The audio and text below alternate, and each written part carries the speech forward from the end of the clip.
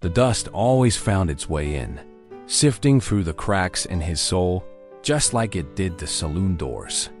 He'd learned to live with it, the quiet hum of a heart buried deep, 6 feet under the sun-baked plains. Then she walked in, a wildfire with a voice that poured like aged bourbon, smooth and dangerous. Rose, they called her. And suddenly, the dust began to stir, threatening to unearth more than just memories, a feeling akin to a coiled rattlesnake, ready to strike and shatter the peace he painstakingly built. The routine and redemption had been carved into Silas's bones, as solid as the worn leather of his saddle. Every morning, the sun would rise over the jagged peaks, painting the sky in hues of orange and purple, his boots kicking up small clouds of dust with each purposeful step. The air was still, thick with the scent of dry earth and distant sagebrush, but there was an underlying tension that pricked at his senses. As he neared the pasture, he saw the reason for Midnight's distress. The fence, usually sturdy and well-maintained, was breached. Not just broken, but as if something had burst through it with raw, unrestrained force. Noting the telltale calluses of a man who didn't work the land, and the bag, clutched so tightly, didn't seem to stop your stride, did it? Silas countered, his eyes holding the stranger's. The man's jaw tightened, a muscle twitching. The silence stretched, heavy and charged. Silas knew, deep in his gut, that this man was connected to the breach, to Midnight's terror. And a decision, stark and unyielding, formed in his mind. This stranger wasn't leaving until Silas had answers. The sense of peace he'd nurtured for so long felt suddenly fragile, on the verge of shattering. And Silas would be at the corral, checking on his horses. Today, however, the familiar rhythm was shattered by a sound that didn't belong. A high-pitched, frantic whinny from the farthest pasture. His prize mare, Midnight, was usually the calmest of the lot, betraying none of the cold unease that was settling in his chest. "Just passing through," he rasped, his voice hoarse. "My wagon broke down a ways back. Thought I'd cut across." He gestured vaguely towards the north. "You lost?" A knot of unease tightened in Silas's gut. He grabbed his Winchester and strode out. "What in tarnation?" Silas muttered, his gaze sweeping the damaged posts and scattered wire. His hand went to the grip of his rifle, his movements slow and deliberate. Out from the shadows emerged a man, lean and wiry, dressed in clothes too fine for a ranch hand, yet stained with dust and sweat. He held a small, ornate leather bag in one hand, his eyes darting nervously around. This wasn't a drifter. This was trouble. This wasn't the work of coyotes, nor a stray longhorn. The marks on the ground, indistinct but deeply gouged, suggested something heavier, something unnatural. Midnight, usually skittish with strangers, stood trembling near the broken fence, her eyes wide with a fear Silas had rarely seen. Then he noticed a flicker of movement near the cluster of cottonwoods lining the dry creek bed. "Easy there, friend," Silas said, his voice a low rumble. The man flinched, his eyes narrowing. Silas's gaze lingered on the man's hands. The stranger, who called himself Elias, claimed to be a traveling salesman, but his eyes, sharp and calculating, belied the innocent act. Silas had him help mend the fence, watching his every move. Elias worked with an awkwardness that solidified Silas's suspicions. A city man, through and through, yet something about him hummed with a desperate energy. The damaged fence was just the beginning. A subtle tightening around the eyes, a flicker of something close to fear, quickly masked. That afternoon, while Silas was checking his water troughs, he found one of them fouled, filled with a thick, murky substance that smelled vaguely of sulfur. It was a deliberate act, a clear message. Elias had been out of his sight for only an hour. The challenge wasn't just physical. It was a game of nerves, a silent threat unfolding on his own land. "Your water's no good," Silas stated, approaching Elias. who was now polishing a small silver locket he'd pulled from his leather bag. The locket glinted in the harsh sunlight. Elias shrugged, not meeting his gaze. Happens. Animals, you know? Not like this, Silas countered, his voice flat. Someone's making trouble. He watched Elias's reaction. Painting the western sky in fiery strokes, Silas rode out to check the perimeter, his senses heightened. He found a set of fresh tracks, too distinct to be an animal's, leading away from his property and into the rough, broken country to the west. Human tracks. And then, as he followed them, a piece of fabric, dark and almost invisible against the dusty ground, snagged on a thorny bush. He dismounted, picking it up. It was a scrap of expensive velvet, the kind no ranch hand would ever wear. And then he remembered the locket Elias had been polishing. He'd seen a flash of crimson velvet in the man's bag. Well, hope you catch him. This wasn't just a drifter. Elias was connected to something larger, something dangerous, something that was encroaching on his sanctuary. He'd spent years building this life, securing this land, burying the ghosts of his past under the vast, empty sky. Now, it felt like his control, the very essence of his hard-won peace, was slipping through his fingers like sand. He gripped the velvet scrap, a bitter taste in his mouth. He'd lost something vital, though he couldn't quite name it yet. Elias mumbled, snapping the locket shut and tucking it away. The silence stretched, thick with unspoken accusations. Later, as the sun began to dip, Silas felt a cold dread creep into his bones. The velvet scrap, dark and rich, felt strangely familiar in Silas's calloused hand, stirring a memory he'd painstakingly buried. It wasn't just the fabric. It was the faint, lingering scent of something sweet, something he couldn't quite place, but that tugged at the edges of an old wound. He'd seen her on stage in a Kansas City saloon, her voice raw and powerful, like a storm brewing on the horizon. He'd been captivated, a raw, innocent thing. She'd looked at him then, really looked, and he'd felt something ignite in his chest, a warmth he hadn't known existed.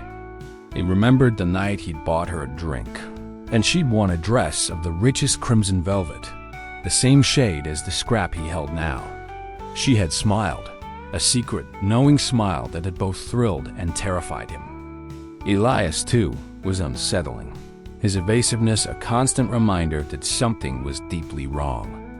Silas had left him under watch, tied to a post near the barn, a silent warning.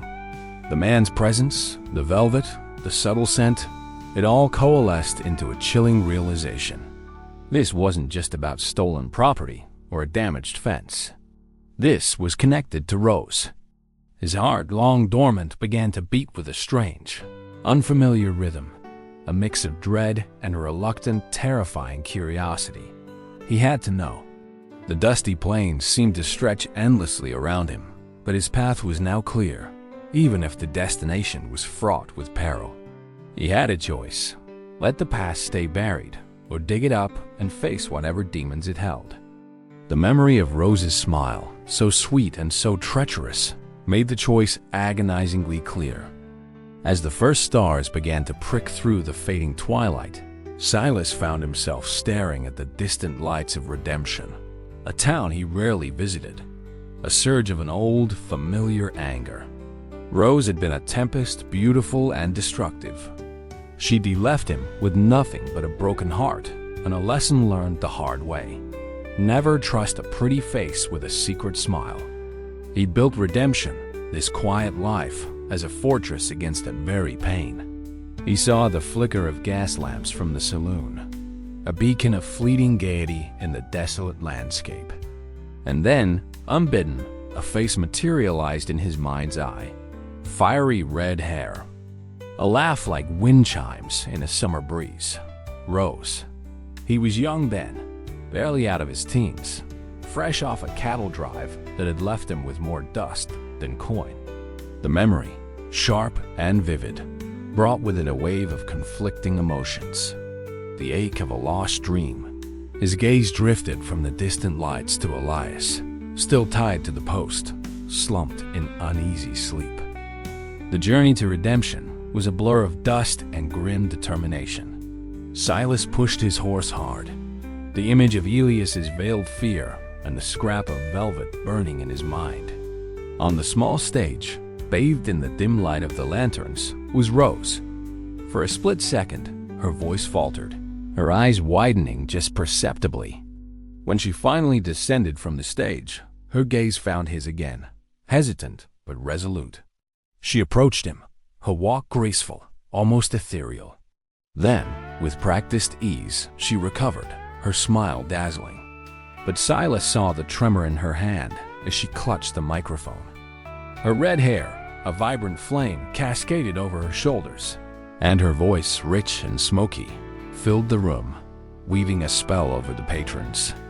His voice was a low growl, barely audible above the saloon din. "What is it you're involved in, Rose? What trouble did you bring to my doorstep?" He felt the tremor in her body, a fear that was raw and real. This wasn't just a simple misunderstanding. This was a direct threat. The saloon patrons scrambled for cover, overturning tables and chairs. Silas, ever calm in the face of danger, felt a surge of cold fury. He was cornered with Rose, the woman who had once broken his heart, now relying on him for her life. Everything seemed lost, the odds overwhelmingly against them. The glint of the shotgun barrel felt like a death sentence, and for a terrifying moment, Silas thought this was the end. But then, a flash of red, the same fiery color as Rose's hair, caught his eye. It was a small, ornate locket, identical to the one Elias had been polishing, hanging from the neck of the masked leader. This was more than a random attack. It was a hunt. She was even more stunning than he remembered, and a cold wave of recognition, mixed with a bitter resentment, washed over him. The town, usually a haven of mundane activity, felt different, charged with an unfamiliar electricity. As he dismounted outside the Golden Nugget Saloon, the blare of a piano and the cacophony of voices spilled out into the street. "It's complicated," she began, her gaze darting around. "I never meant for you to get caught up in it." He pushed through the swinging doors, his eyes scanning the smoky interior. Then he saw her. He moved through the crowd, his presence a quiet ripple in the boisterous saloon. He caught her eye between verses. He waited until her set was finished, leaning against the bar, nursing a whiskey he didn't touch. "Silas," she whispered, her voice husky, a ghost of the past. "I knew you'd find me." "You knew?" Her eyes, once so open and inviting, were now shadowed, filled with a weariness that tugged at something deep within him. Suddenly, the saloon doors burst open, and three figures, cloaked and masked, stormed in, their movements swift and practiced. The piano music screeched to a halt, and a hush fell over the room. One of them, taller than the others, pointed a sawed-off shotgun directly at Rose. "The girl, give her to us." A voice, distorted by a bandana, boomed. Rose instinctively recoiled, stepping back, pressing herself against Silas. The shotgun blast echoed in Silas's ears, a ringing silence settling over the chaos. He didn't feel the pain at first, only the sudden impact as he'd thrown himself in front of Rose, shielding her. A searing heat bloomed in his side, and he crumpled, his vision blurring at the edges. Rose cried out, her hands flying to his wound, the crimson of his blood a stark contrast to her pale skin. The masked figures, momentarily stunned by Silas's unexpected move, hesitated. Rose sat beside him, her hand resting lightly on his arm. She looked exhausted, haunted. It was her only hope. He looked at the intricate markings, the faded lines leading to an unknown destiny. The same element that had started this whole ordeal, the hidden secret, now presented a way out. He was tired, hurt, but a flicker of his old self, the man who faced down challenges without flinching, began to stir. He had to help her. He had to see this through, for her, and perhaps for himself. The silence of the night outside the window was broken only by the distant howl of a coyote, a lonely call echoing his own internal struggle. He knew what he had to do, even if every fiber of his being screamed for the peace he'd once cherished. The road ahead was uncertain, fraught with danger, but he would walk it. Those men, they're after something my father stole, she explained, her voice barely a whisper. A map to a gold mine hidden in the Black Hills. Elias was supposed to find me, help me sell it, but he's a coward. It was enough. The breach in his fence wasn't just random. It was a desperate attempt by Elias to escape his pursuers, and Rose's past had brought the danger directly to Silas's quiet life. The gold map. It was the last chance, a chance for Rose to escape this life, to be free. But it was a chance that came with a heavy price, a price Silas was now paying. The saloon burst into a flurry of activity as deputies, alerted by the commotion, stormed in. Gunshots erupted, shouts filled the air, and the masked figures, caught off guard, scattered, melting into the night. Why did you? Some things you just do. He could feel the familiar weight of solitude pressing in. Even with Rose beside him, the silent cowboy in a world that never truly understood his quiet strength. He was a lone wolf, always had been, and this moment, bleeding on a saloon floor, only amplified that feeling. Rose, her face streaked with tears and dirt, knelt beside Silas, pressing a torn piece of her dress to his wound. He felt strangely detached, the pain a dull throb as the adrenaline began to fade. "Silas, you fool," she whispered, her voice choked with emotion. He managed a weak smile. Later, patched up by the town doctor, Silas lay on a cot in the sheriff's office. Silas remembered the strange marks on his pasture, the fouled water trough, the velvet scrap, the locket. It all clicked into place. Rose produced a small, rolled-up parchment from deep within her boot. It was old, brittle, and stained with age, the map. The journey to the Black Hills was a grueling test of endurance, a silent testament to the bond that had formed between Silas and Rose.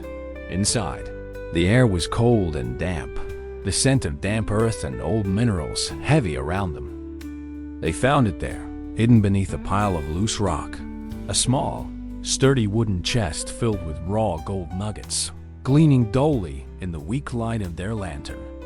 "It's over, Elias. You don't want this kind of trouble." The fortune, the object of so much pursuit and danger, was finally theirs, moved with a fluid grace born of years of fighting for survival. But the dust in his soul had finally settled, replaced by a quiet contentment. He had buried his heart once, but Rose, with her wildfire spirit and her bourbon voice, had brought it back to life. He watched her now, tending to the small garden they had started, her red hair catching the last rays of sunlight.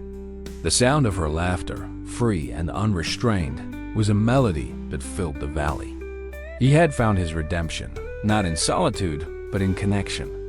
And as the stars began to appear, one by one, in the vast, inky sky, he knew, with a certainty that settled deep in his bones, that some hearts, once buried, are meant to rise again. He disarmed Elias with a swift, brutal efficiency, the revolver clattering to the rocks. That life, that quiet fortress, had been shattered. But in its place, something new had emerged, something forged in fire and shared peril. He and Rose found a small valley, hidden away in the mountains, a place of serene beauty where the air was crisp and the water ran clear. They built a cabin, simple but strong, and in the evenings, as the sun dipped below the peaks, Rose would sing, her voice no longer for a crowd, but for him alone. It was a song of survival, of hope, and of a love that had bloomed in the most unexpected of places. Elias, broken and defeated, sank to the ground, his ambition crumbling around him. They rode for days, the landscape transforming from dusty plains to rugged, pine-scented mountains. Elias, he had followed them, his desperation driving him. He held a revolver, his hand trembling. "The gold," he croaked, his eyes wide with a mixture of fear and greed. "Give it to me." The silence between them was not empty, but filled with unspoken understanding. Silas's wound, though healing, ached with every jolt, a constant reminder of the price of his choice. Rose, no longer the flamboyant saloon singer, was a determined, resilient woman, her eyes reflecting the stark realities of their desperate quest. They found the mine, a dark, unassuming crevice in the side of a steep, shadowed peak, exactly as the map described. But as they emerged, blinking in the harsh sunlight, a lone figure stood silhouetted against the horizon. Rose stepped forward, her voice clear and strong. Silas, despite his wound. They left Elias there, not with malice, but with a quiet understanding that some men were destined to be consumed by their own desires. They sold a portion of the gold in a remote mining town, enough to secure a future, enough to finally be free of the shadows that had chased Rose. Silas never returned to redemption. Nothing was exactly as it had been, and Silas carried the scars, both visible and invisible, of his journey. Some shadows are just the light taking a long way around.